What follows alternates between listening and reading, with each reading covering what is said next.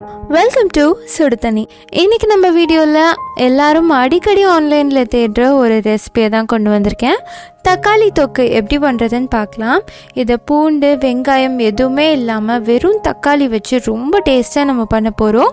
இந்த side dish idli dosa சப்பாத்தின்னு எல்லாத்துக்கூடையுமே சூப்பராக set ஆகும். இதோட இன்க்ரீடியன்ஸை நான் டிஸ்கிரிப்ஷன் பாக்ஸில் கொடுக்குறேன். இப்போ வாங்க சேர்ந்து சமைக்கலாம். இதுக்கு ஃபஸ்ட்டு நான் இன்றைக்கி 8 தக்காளி எடுத்திருக்கேன். நல்ல பழமாக பார்த்து எடுத்துக்கோங்க. பார்த்தீங்கனாலே தெரியும், நல்லா ரெட்டாக இருக்குது பாருங்கள். இந்த அளவுக்கு நல்ல பழமாக இருக்கணும்.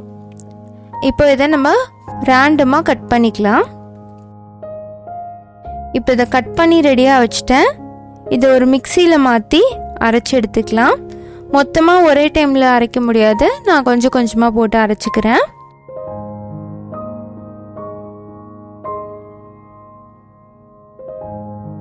இது மாதிரி நான் எல்லா தக்காளியும் நல்லா அரைச்சிட்டேன். ரொம்ப மையாக அரைக்கணுன்ட்டு இல்லை, கொஞ்சம் திப்பி திப்பியாக இருந்தால் பரவாயில்ல. அது நம்ம வேக வைக்கும் போது நல்லா சாஃப்ட் ஆகிடும். இப்போ இது ரெடியாக இருக்குது, இது இருக்கட்டும். அடுத்து ஒரு கடாயில் 3 டேபிள் ஸ்பூன் நல்லெண்ணெய் சேர்த்துக்கோங்க. இந்த ரெசிபிக்கு நல்லெண்ணெய் தான் சேர்க்கணும், அதுதான் நல்லா டேஸ்ட்டாக இருக்கும். எண்ணெய் நல்லா சூடானதுக்கப்புறமா இதில் 1/4 டீஸ்பூன் மஞ்சள் தூள், 1-2 டீஸ்பூன் மிளகாய் தூள், 1/4 டீஸ்பூன் பெருங்காயத்தூள் சேர்த்துக்கலாம். இதை ஒரு 10-20 செகண்ட் எண்ணெயில் வச்சுட்டு டக்குன்னு நம்ம தக்காளியை சேர்த்துடலாம். இதை ஹைலே வச்சுட்டு சேர்த்திங்கன்னா கரிஞ்சு போயிடும், அப்போ டேஸ்ட் மாறிடும்.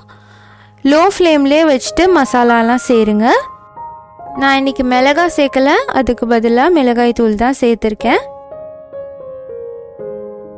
இப்போ நம்ம அரைச்சி தக்காளியெல்லாம் உள்ளே சேர்த்துட்டு நல்லா ஒரு தடவை மிக்ஸ் பண்ணி விட்டுக்கலாம். எண்ணெய் நிறையா இருக்கிறது தான் தொக்கோட டேஸ்ட்டே, அதுதான் சூப்பராக இருக்கும்.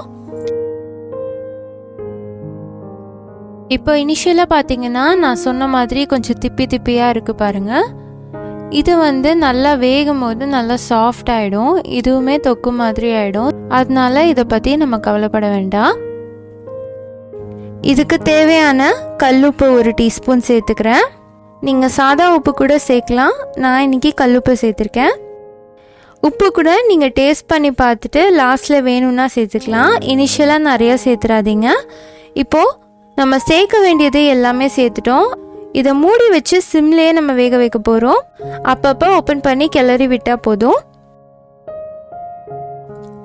இருக்கட்டும். இப்போ பார்த்தீங்கன்னா ஒரு 15 நிமிஷம் ஆயிருக்கு. எண்ணெய் எப்படி மிதக்குது பாருங்கள்.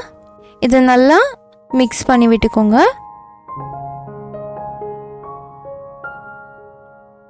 இப்போ திருப்பி மூடி வச்சிடலாம்.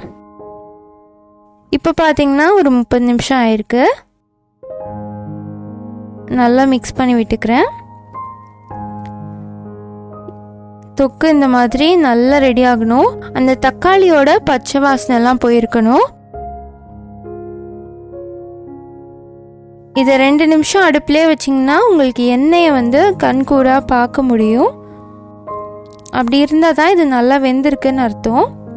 இதை டேஸ்ட் பண்ணி பார்த்தீங்கன்னா வெறும் புளிப்பாக மட்டும் இருக்கக்கூடாது, லைட்டாக அந்த காரமும் இருந்தால் தான் நல்லா பேலன்ஸ்டாக இருக்குன்னு அர்த்தம்.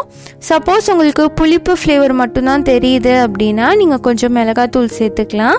சேர்த்து அதை பேலன்ஸ் பண்ணிக்கோங்க, அப்போ தான் டேஸ்ட் நல்லாயிருக்கும். சில சமயம் தக்காளியோட ரேஷியோ ஜாஸ்தி இருந்தாலோ இல்லை ரொம்ப பழுத்திருந்தாலோ அந்த மாதிரி ஒரு புளிப்பு ஃப்ளேவர் அதிகமாக தெரியும். இப்போ நீங்கள் மிளகாத்தூள் கொஞ்சம் உப்பு போட்டு பேலன்ஸ் பண்ணிக்கலாம். இப்போ நம்மளோட சூப்பரான தக்காளி தொக்கு அசத்தெல்லாம் ரெடி ஆகிடுச்சு. இதை ஃப்ரிட்ஜில் 1 வீக் கூட ஸ்டோர் பண்ணி வச்சு நீங்கள் சாப்பிடலாம்.